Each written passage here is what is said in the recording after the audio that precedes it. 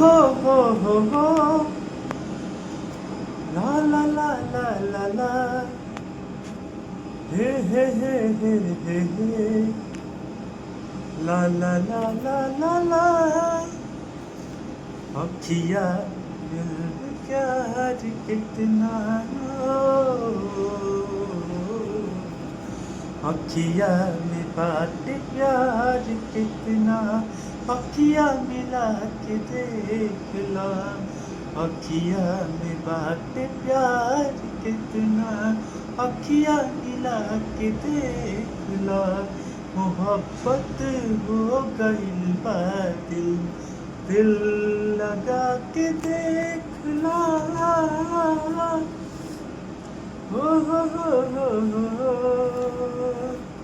ला ला ला ला ला ला हे हे हे हे हे हे हा हा हा हा हा धड़कन तो हर नाम पुकारे बहिया में आके तू देख ला अखिया में बात प्यार कितना अखिया में बात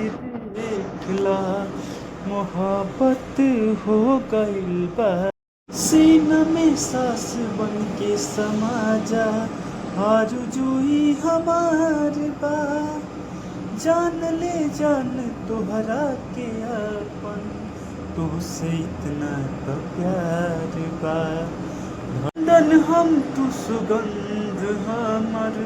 तू दरिया हम धार बा होके जुदा हम जी ना सकीले इतना तुझसे प्यार बा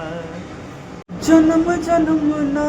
मिट ना पाई तुझसे इतना प्यार बा अखिया में बाटे प्यार कितना अखिया मिला के देख ला मोहब्बत हो गई बा दिल लगा के देख ला।